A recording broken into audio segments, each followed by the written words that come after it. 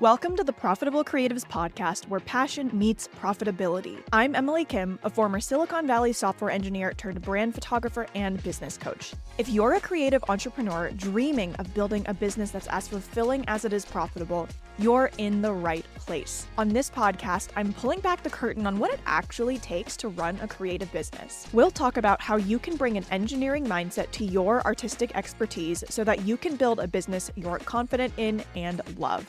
Let's turn your passion into a thriving creative business and get into the episode.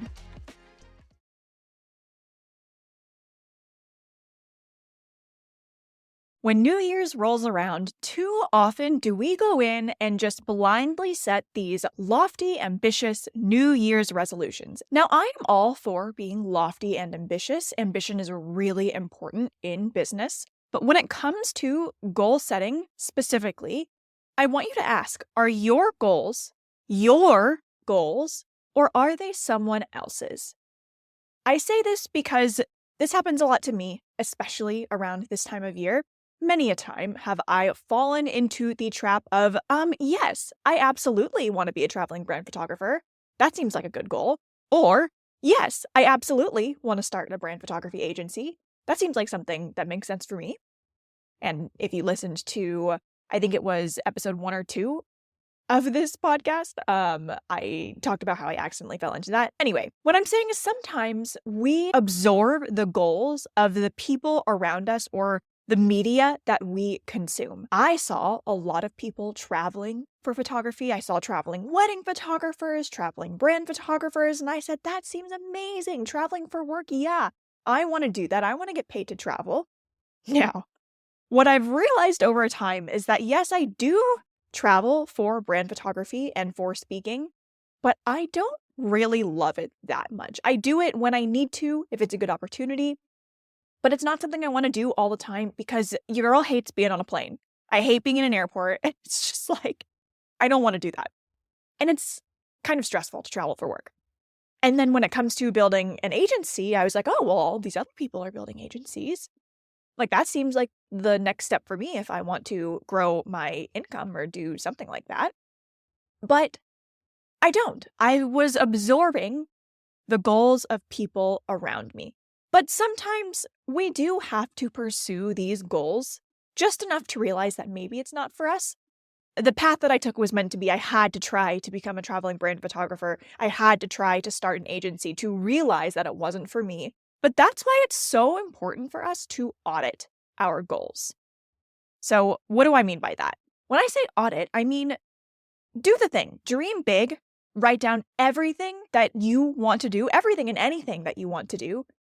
And after you've done that, let's take a step back. Let's look at each one and ask yourself, okay, do I really want this? Or do I just think that I want this? Being in the stage of business that I'm in right now, I feel really, really strongly about auditing your goals. Now, I am still photographing brand sessions, but not nearly at the volume that I used to, and that is intentional. I decided that it was going to be this way. Because at my core, I'm an educator. That's why I started this podcast. So I suppose you could say I'm creeping into the quote-unquote online business space. But in this space, in the online business space, it is full of absolute craziness. I see ads every day of like, oh, here's how to sell your course on Evergreen and on Autopilot so you can make money while drinking margaritas on the beach. You know what I'm talking about. I'm sure you've seen ads like this. So it's really, really important that I keep myself in check so that I don't fall for marketing that strikes my emotions. Marketing is always going to strike your emotions, but it's important to then look at it, feel the thing, and step back and say, okay, is this something I really want or not? So now, being in the space that I'm in now, it's more important than ever for me to audit my goals.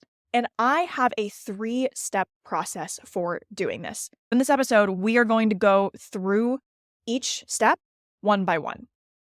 So step 1, what I want you to do is review your business, your life, and then audit it. So what do I mean by that?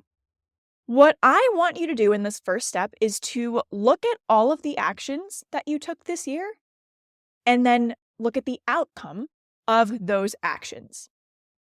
For this, we want to look at every area of your business And when I say quote unquote every area, what I mean is the 5 pillars of profit. You may have heard me talk about this before on a previous masterclass, but the 5 pillars of profit you can basically compare to the wheel of life, if you're familiar with that exercise. Different, the wheel has all these prongs of like health, mindfulness, spirituality, work, friends, relationships, that kind of stuff. Anyway, this is my business version of that, and there are 5 prongs or pillars to it. It's all of the areas that make up your business. So number 1 is your craft. Number 2 is your offers. Number 3 is your community, or a lot of people call this your audience, but we all know I hate that word, so your community. Number 4 is your message, aka your marketing. And number 5 is your systems. So what do I mean by this? How do we look at the actions that we took and then audit them? So your craft is where we as creatives tend to spend most of our time thinking like, oh, this is where I should be spending most of my time improving my skills, doing the thing. So as a photographer, it's taking photos. As a copywriter, it's writing. Graphic designer, designing, etc., etc. I want to be really clear here. You should take pride in your craft. You should always be working to improve your craft. However, that doesn't mean you should spend, 90% of your time and money investing in improving your craft, because you need all of these things in the wheel to build a profitable business, right? With the wheel of life, you can't have like 100% job. You have to have family. You have to have wellness, all the other things. I wish I pulled one up so I could look at it, but I'm not going to do that now. So while your craft is important, we also need to be spending our time in other areas. When we look at taking action in your craft, I want you to list out all of the education that you took, thinking about time that you spent, if you're a photographer, maybe doing style shoots, doing creative projects, things to spark your creativity. Write down all of those things and then ask yourself, did this yield a result? Did you learn a skill? Did you see a return on that time or money investment? Then we want to do that same exercise for every area of your business. So your offers, if you offer several different packages, look at how many people booked what package. And then we want to look at like how much money did you make per package? When it comes to your community or your audience, where did you get the most clients? Like where have you been hanging out? Where are you spending your time versus where are the clients coming from? And when I first did this exercise, when I had, the last time I had a really big revelation about this was probably 2022. It was 2022. I realized like, oh, I'm spending all of my time marketing myself on Instagram. But if I look at the data, my clients are actually coming from Google. That's when I went all in on my blog and working on my SEO, because I saw, okay, well, if this is what's bringing me clients, why am I spending all of this time on Instagram? So that's what I mean by this, right? We want to see if where you're allocating your time actually makes sense based on the results that are happening. Then when it comes to your message or your marketing, we want to look at any marketing campaigns or pushes, events that you hosted. Did they yield the outcomes that you were expecting? And I want to be clear here, we are not doing this to shame ourselves into looking at like, oh, this didn't work for me, oh, I'm not good at business. Like, no, everything is data. Remember, everything is data, and you have to do these things. You have to try and quote unquote fail to know what works for you and what doesn't, and it's going to be different for everyone.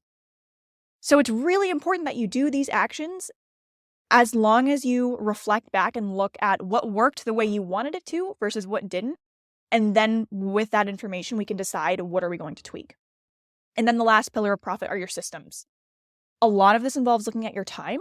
Did you find yourself doing a lot of repetitive tasks? Is there anything on the back end of your business that needs tweaking, adjustment, automation, that kind of stuff? So that's what I mean by reviewing and auditing. And then, of course, your numbers. We want to look at your profit and loss. I've mentioned this before, your educational investments, your time investments, marketing investments. What did they yield? This is not necessarily all a monetary thing, right? We also want to look at your time investment. And then when we're looking at your time investment, this is a hard one because it's everything we do in business is so emotionally tied to the result, right? Like, oh, I did this thing. Did it make me money? Yes or no? Something else to think about is, was this a short-term investment or a long-term investment? So like I said, in 2021 is when I realized my blog was paying off more than Instagram, but I started blogging in 2018.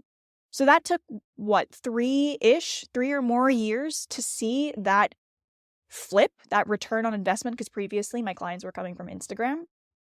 So blogging from 2018 through 2021 was a long-term investment. For me, I define long-term as anything as a year or more. We want to review and audit everything in your business and also life too. I don't want to get too much into this because, I mean, everybody's lives are different, but how are you spending your time outside of work? Did you maybe find yourself doing lots of like chores, doing lots of groceries? One thing that I think is an easy example, I, for a time, would have my groceries delivered versus going out to the store. I'm not doing that currently.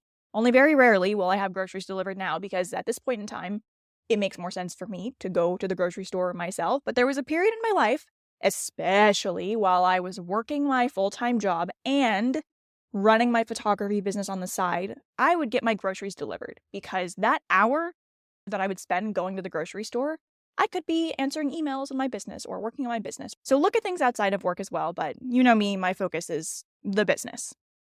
So that is step 1 of our 3-step process to audit our goals. Now, for step 2 of our 3-step goal auditing process, we're going to set our intentions.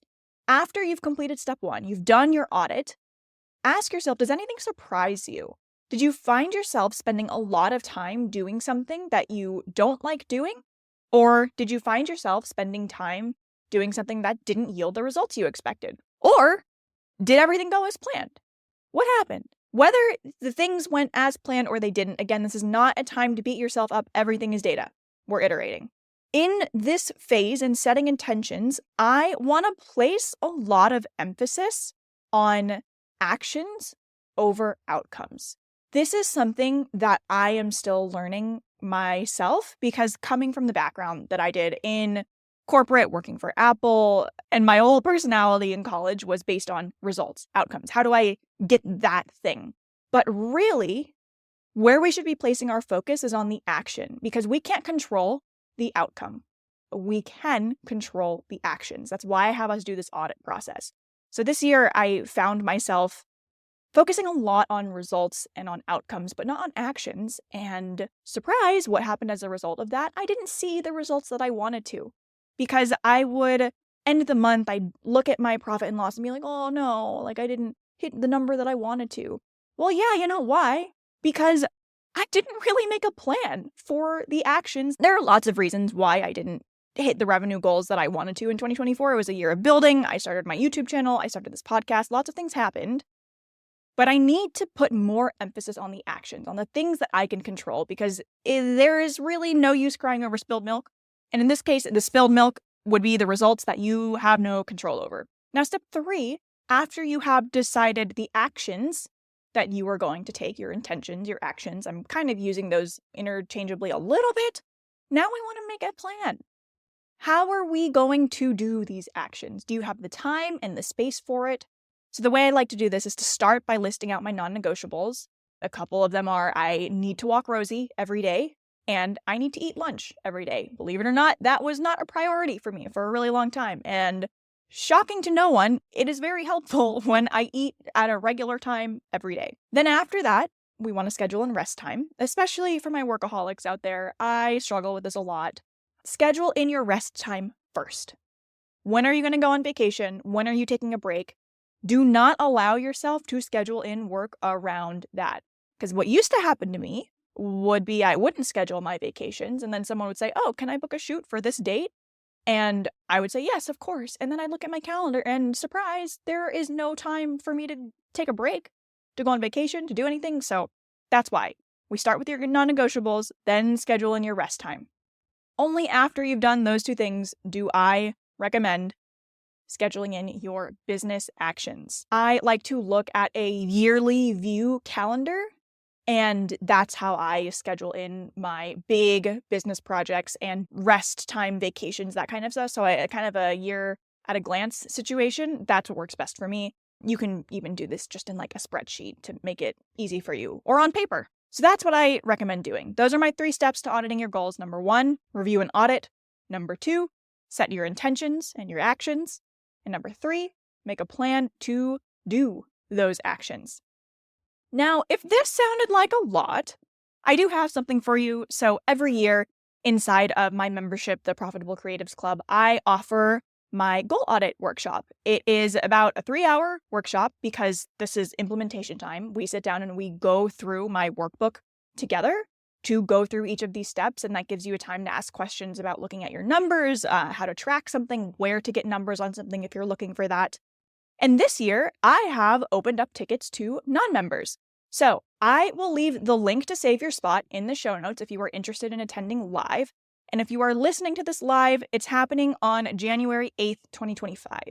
If you are listening to this after that, you will still be able to grab the workbook and or the workshop replay if it makes sense, but I will update the show notes to reflect either one. The workbook walks you through what to look at step by step. Like every single number that I look at, every single metric, analytics, time, all of the aspects that I've mentioned here, I break it down in detail on this guide. This is what I've been using for myself since about 2018 or 2019.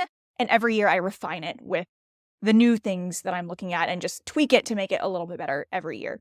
So as always, everything's in the show notes, and I would love to see you there.